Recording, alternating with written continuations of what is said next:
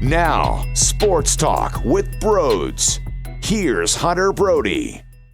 What is going on, everyone? Oh, exhibition baseball. I'll tell you what, you really never know what you're going to get, whether it's Vince Velasquez showing some off-speed stuff or Aaron Judge hitting a home run after there was already 3 outs in the inning. Also, let's factor in, 10 batters in a lineup. You had Alec Bohm and Scott Kingery start this game off, both of them being the DH. Now, I wonder if the baseball purists really hate that. I know bringing the DH to the National League was one hell of a debate, but hey, maybe they love 2 DHs. I don't know. This was crazy. It was funky, but in reality, I'm just happy that baseball is back, and do not tell me that no fans in the stadium is changing the game to the point where you can't watch. Don't tell me that. If you are saying that, then I don't think you appreciated the greatness of baseball to begin with, because there is still enough there to keep you entertained, even if it is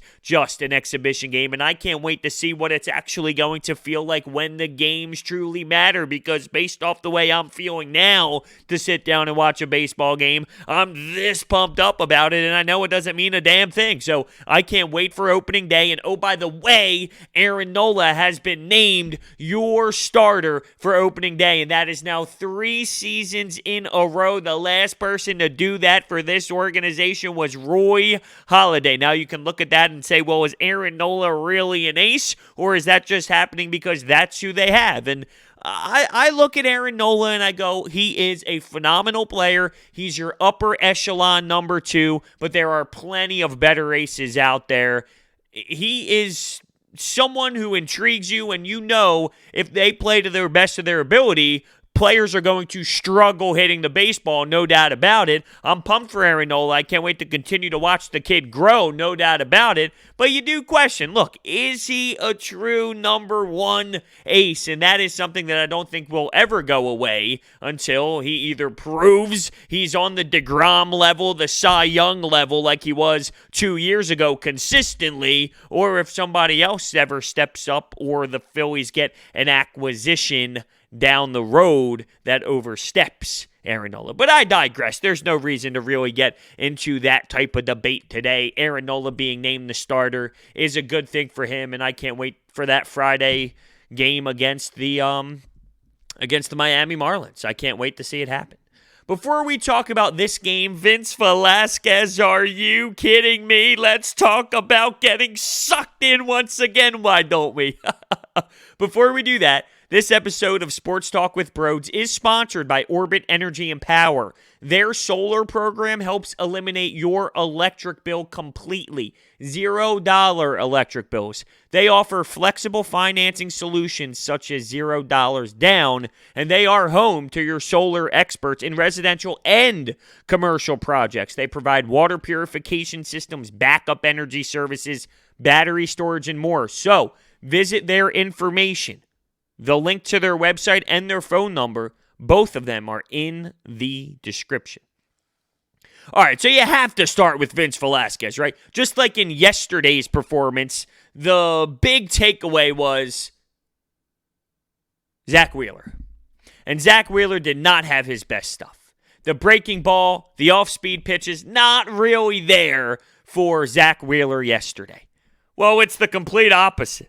Vince Velasquez in this baseball game, his stuff was tremendous. Now, I will say, the first inning he threw 25 pitches, and it somewhat summarized what we saw out of Vince Velasquez throughout his tenure here. It went something like this. He hit LeMahieu to start things off, which I'm thinking, come on, man. Come on, we're hearing all this hype. Joe Girardi's saying that he's kind of intriguing. It's hard to not appreciate what he's doing. It's hard to not recognize what he's doing. And the first batter he hits LeMahieu, oh my Lord. Then he strikes out Judge. And you go, oh, hold on a second. This dude can hit bombs. This guy put on a display the night before when they played the New York Mets. How about that nice strikeout for Vince Velasquez? Maybe the LeMahieu hit was a fluke. And when I say LeMahieu hit, I mean hit by the pitch. Maybe it was a fluke. Maybe it was just the nerves. After the strikeout to Judge, a single gets through. So there goes a hit. But then he strikes out Stanton. Just like Aaron Judge, this dude's a threat. This guy is capable of hitting moonshots. This guy the night before was crushing the baseball against the New York Mets, but he striked out Stanton. He ends up walking. Who did he walk? Hicks. And then strikes out Gary Sanchez and puts together beautiful off-speed pitches throughout those strikeouts. So you saw a little bit of that off-speed stuff where you're questioning, does he have something here? But at the same time, you're seeing hit batters, you're seeing singles, you're seeing him walk batters, and you're thinking, okay, look, I mean, he's showing you that he has something in there, but at the same time, it's not consistent enough, and other teams are getting on base, and he had the bases loaded. And you're just wondering, is he ever going to actually put it together? So it took 25 pitches to get out of the first inning for Vince Velasquez. The next 4 innings, 48 pitches. He threw 73 total for his 5+ of work, and it was tremendous. And he did allow a home run to Aaron Judge, but it was so unfair because he got out of the inning, and they said, hey, let's throw anyway to Aaron Judge, and the dude hits an absolute bomb. And you can look at that as, hey, he has had trouble in the past a couple times through the rotation. Was that going to be the start of hitters figuring it out? Was that Aaron Judge going, okay, hold on, we've seen what he's been doing. We know what he can do. We've seen some of his pitches. We've seen the sequence. Maybe there's a way that I can hit this baby out of the ballpark, and he did just that. But all around, I really do have to tip my cap to Vinny V and say, you put on the performance that they have been speaking about. Joe Girardi has been high on what you've been doing, and he did just that. And you see the cutter. You see the off-speed pitches, and they absolutely are different. And if you remember, there were times where he was calling off JT Realmuto and doing certain things on the mound, and you really looked at him like, are you serious? Are you, Vince Velasquez, calling off JT Realmuto, and then bad things would happen? What are you thinking calling him off? And now you're seeing JT Realmuto behind the plate, throwing out great pitches for him, and he's executing them. And you do see that there is a difference in these off-speed pitches right now, and the addition of the cutter, it's definitely super intriguing. But just like the Ben Simmons videos, where it's been summer after summer after summer of seeing him taking jump shots, at what point do I sit here and say, Broads, wait until you see it? Because this was a nice outing by him, and this wasn't the same because he was only at 73 pitches, and if this was a real baseball game, he would have went deeper than the innings that he went. So in terms of where he was pitch count wise, he was in a totally good spot to continue the baseball game. It's not all about the innings, and then you factor in that extra one out in the inning that I believe it was, what was it? It was a few innings in. Was it the 4th inning, the 5th inning? I forget off the top of my head whichever inning had that extra out, but he was definitely magnificent after that first go-around where he struggled in the first inning. I'm not ready to get too sucked in yet, though. I'm picturing myself writing on the chalkboard, back in the day, and I'm picturing The Simpsons for some reason, but when you get in trouble, you write on the chalkboard, I will not, and then enter whatever you're doing wrong, and you do that 700 times. Well, I will not fall for Vince Velasquez's cutter yet.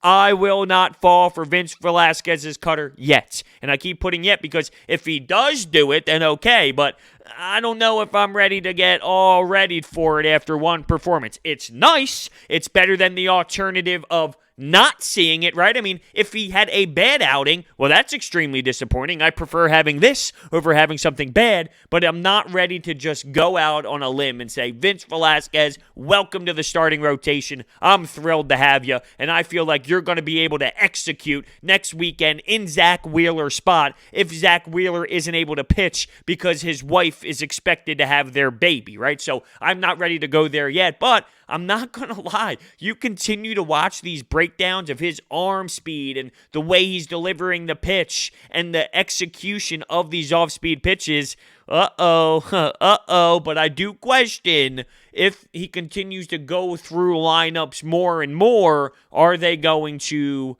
find a way to figure this thing out? But the cutter has something.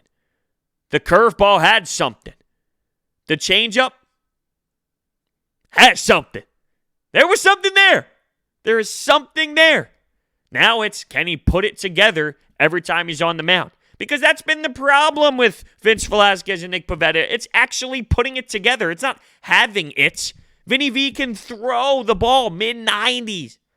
He can blow it by guys at times. You've seen it. I mean, he can do it, but can he actually do it for a long period of time, consistently when he's on the bump? And that's been the problem. So, nice to see. It was just a exhibition game, so I'm not going to go too crazy about it, just like I'm not going to go too crazy that Zach Wheeler didn't have his best stuff on Saturday.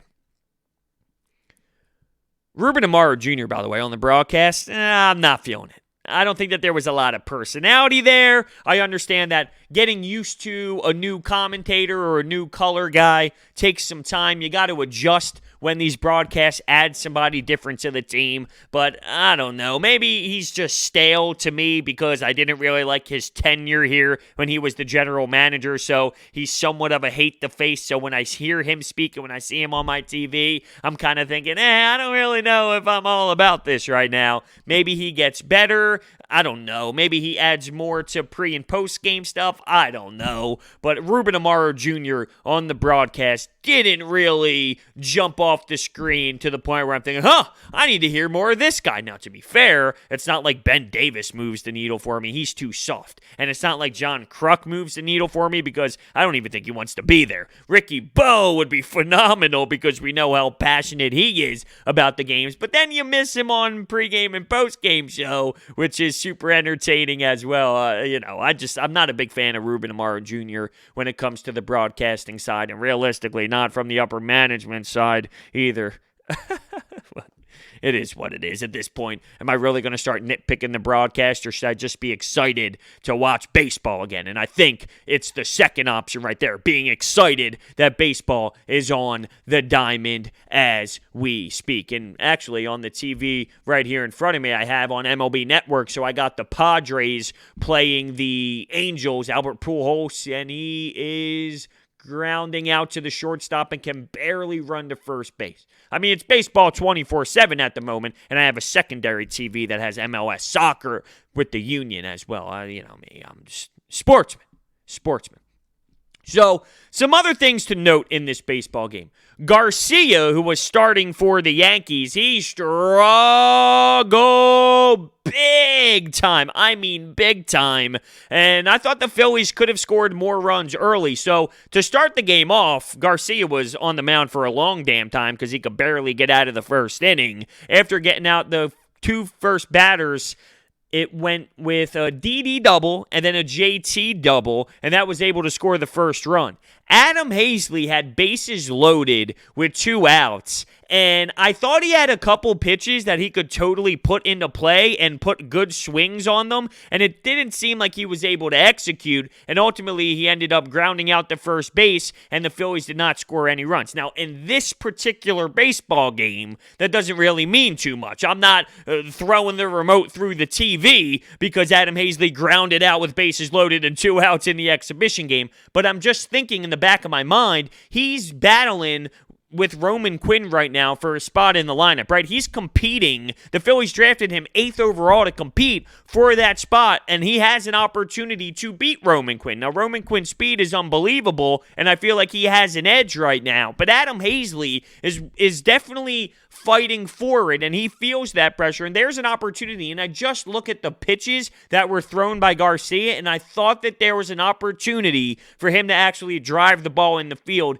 that he missed out on a couple times, and he fouled them back, or he fouled them off, and I was thinking, come on, man, here's a spot, right? Here's a chance to kind of put a little more juice behind your name because we understand what you can do defensively, right? We look at Adam Hazley and we see that he reads the ball well off the bat. He's always moving in the right direction first, right off the jump. He's putting himself in great positions to make catches where some of them look easier than what they actually are. He's just so smooth at playing D. So we know what we're going to get from that side of the baseball. But when it comes to getting an opportunity at the plate to knock in some runs, he should be able to do that. And in that moment, and I thought it was there for him to do, and he did not do it. So the Phillies could have put way more runs on the board than just the one in the first inning, but that is how it kind of how it ended for them there. What else happened? Oh, with Garcia, he tried to pick off Nick Williams on first base. He threw it behind Nick Williams,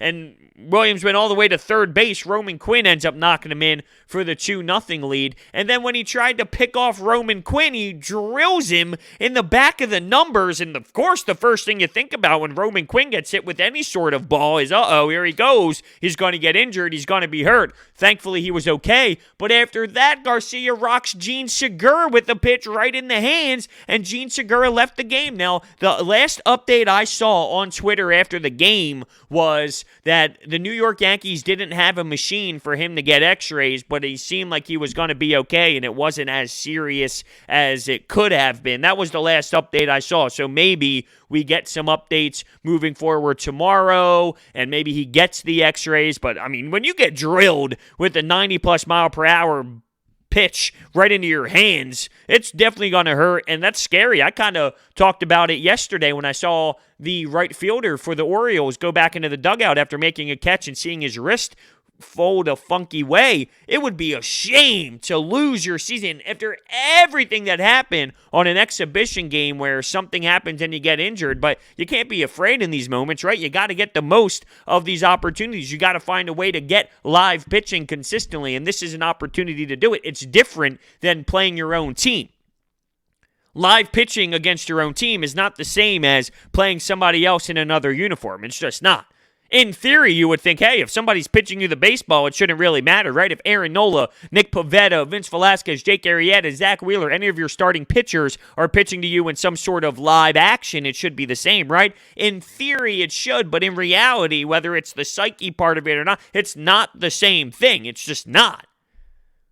So you can't be afraid of getting hurt or getting hit by a pitch in these games. You got to go out there and swing the bat so you can see as much pitches as you can. And that's why I was kind of shocked that Bryce Harper didn't get any run in this baseball game. Jay Bruce, Andrew McCutchen. I thought I saw last night that JT Realmuto wasn't going to be traveling for this game, but he was thrown into the lineup and he was swinging the baseball bat, and he provided that first run for the Philadelphia Phillies. So I was just shocked to see his name in the lineup, although I was shocked to see 10 people in the batting order, which is just so damn funny. It absolutely is. Another thing to add, Gosselin with another hit. He went 5 for 5 in that one game. He ended up getting a hit yesterday, and he provides another hit today. In the mix for that utility man spot. Phil Gosselin, at his age and his story, it's just remarkable the fact that he is putting it together during this little stretch, and he's making the decision tough, no doubt about it. If he's continuing to go up to the plate and getting hits, it's definitely what you need to do, right? I mean, you're doing everything you possibly can, and then from there, you're putting all of the eggs in the coaching's basket and in their basket, saying, hey, let's go. You got to pick me, right? I mean, that's what he's saying. You got to pick me. I'm 5 for 5 in one night. I'm getting a hit here. I'm getting a hit there. You got to pick me. He's making it hard for the coaches to come up with it. Or is he making it easy? Is it a no-brainer? We'll have to see. I know Neil Walker's going to be one hell of a utility man. I was shocked to see Forsythe out of here, but he's not here. Luriano was a name. When I saw that, right? When I saw that not on this team moving forward, you realize financially that was the move, but when you look at this bullpen, we talked about it with the game against the Orioles. McClain, Austin Davis, these players, are we really going to rock a season where we have so many unknowns? I'm intrigued by Connor Brogdon, but I don't want to just throw crap at the wall at this point. You would think that Luriano was a guy that you could trust in the bullpen, but apparently they thought, hey, we don't need you. And I trust Joe Girardi. I trust this staff. I trust him to have a big presence in these type of decisions, to the point where if Joe Girardi is signing off with a move like that, saying, hey, we don't need him, then I trust Joe Girardi because he's been around for a long damn time. But only time will tell to say if that's the right move or not. I just don't trust the alternative options. That's the thing. I don't trust some of these guys that they're going to throw in there and say, hey, go get us a big timeout in a big game. And oh, by the way, it's a 60-game season and all these games really matter. That is the scary part about it. So the way that this thing ended, it was kind of comical. Bottom of the ninth, Ford hits a bomb to tie the game 2-2, and then the game just ended. I would be sticking away from betting these exhibition games. I mean, you could really get screwed here. And then towards the end of the game, of course, it's a lot of utility guys and guys kind of fighting for spots and things of that nature. So you really don't know what you're going to get during some of the late innings of these games. But you can look at the offense and say, it wasn't like they produced a bunch. You had the bases loaded opportunity. You had Didi and JT Realmuto before that, and they were the ones that execute the one run. The reason why Nick Williams even came around to score was because Garcia was so sloppy trying pickoff moves. He was abysmal. I'm not going to lie to you. He was absolutely awful. And that was really the only reason why the Phillies were able to get some runs. Once he was out of the baseball game, it wasn't as if the Phillies had all these opportunities hitting. But also keep in mind, you don't have McCutchen, you don't have Bryce Harper, you don't have Jay Bruce. It's not like this is the real lineup by any means. It was just a very fluky, weird situation with 2 DHs. How can we forget the fact that there were 2 DHs in this baseball game? When I saw the lineup, I was actually on the air, 97.3 ESPN with Mike Gill when the lineup card was released, and we're cracking up. Really? 10 players and 2 DHs, and he's so anti-DH. So I asked him, you're anti-DH, but are you anti-2 DHs? Hey, you never know. You never know. It was a little weird to see Didi Gregorius in the Phillies uniform playing in Yankee Stadium, and I was checking Twitter when it was going down. I saw Didi Gregorius trending on Twitter, and I'm thinking, that's a little odd, right? And it wasn't just your local trending, it was MLB, right? I mean, it was as if the sport of baseball, that was what was trending in the sport of baseball, and all the Yankees fans talking about how weird it was to see and how they missed Didi Gregorius and how he's one hell of a player, and you just really appreciate in those moments how valuable that type of player is to your clubhouse, how important he's going to be to this team. And he went through some injuries with New York towards the end, and that kind of allowed him to sign this one-year deal with the Phillies, but he is one hell of a player. And I just feel like with everything going on with COVID and being worried about the pitching staff, we don't really understand how good of a player we got in Didi until things start to kick off. Now, I understand what Didi provides, but until you really see it, and because there's such bigger issues going on in the entire world combined with the sporting world, it's hard to sit down during the last couple months and start dissecting the Phillies roster because there's just so many damn issues happening. Is there even going to be a season? The fight between the owners, and right? I mean, it's hard to be like, oh yeah, Didi Gregorius, just because there's just so much happening. But now that you're starting to see it, you're seeing what he can do defensively, you're seeing how much deeper he can make that lineup. It's pretty interesting to think about how good he is and how valuable he's going to be. And this lineup is pretty damn deep when you look at what it potentially can be with Andrew McCutchen, Bryce Harper, Rhys Hoskins, or actually it was the one against the Orioles was really interesting. It was Andrew McCutchen, Bryce Harper, JT Realmuto, Jay Bruce in the cleanup spot, Rhys Hoskins. From there, Didi Gregorius, Gene Segura, Scott Kingery, and Adam Hazley. Like Gene Segura being your 7th hitter, a guy who can hit 300.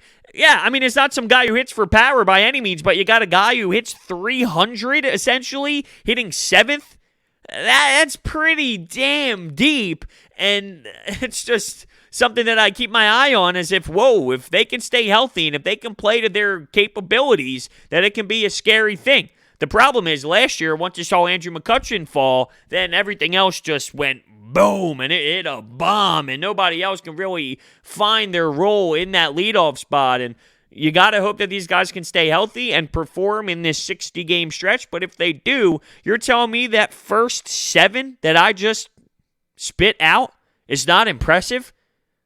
It might not compare to, say, what the Yankees have, but in the grand scheme of things, if you compare it to the league, it's definitely a very solid first 7 in your lineup. The problem is the NL East is so tight when it comes to us, the Mets, the Braves, the Nationals, and then you got to factor in the Yankees, and I know the Red Sox aren't what they are normally, but they're not going to be some bad Orioles baseball team. And the Toronto Blue Jays are young and exciting. It's going to be super competitive. But 1 through 7, what I just laid out to you, whether it's that order or another order, And that's not even factoring if Scott Kingery can be a nice little spark plug there in the 8th hole. It's weird not talking about a pitcher, though. I'm not going to lie to you. It's weird with that DH. It's just weird. I like that side of the game. Hey, he's at this amount of pitches. It's the 6th inning. He's coming up in the order. What do we do? That thinking side of the game. It changes how you view baseball. It changes the way you manage the game. And I'm going to miss it, no doubt about it. I'm not one of those criers about the switch, but I do prefer it. If I was making the decision, if Broads was the one putting the hammer down, there would still be a DH in the national, or there would still be no DH in the National League. And the reason why they do it is simple, because the Players Union looks at it as, here's an opportunity for another player to get paid on every single MLB team that was in the National League. So it creates more jobs, which creates more money. And that is why they do it.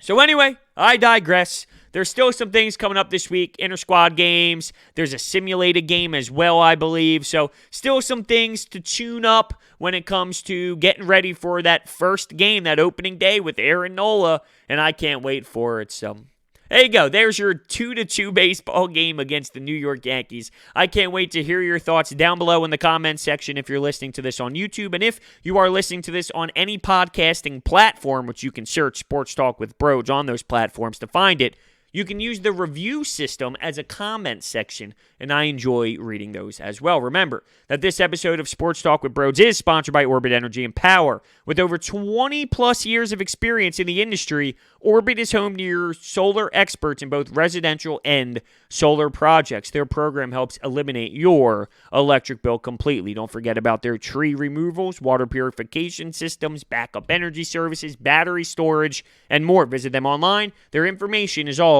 in the description. Thank you so much for watching, and I will see you next time.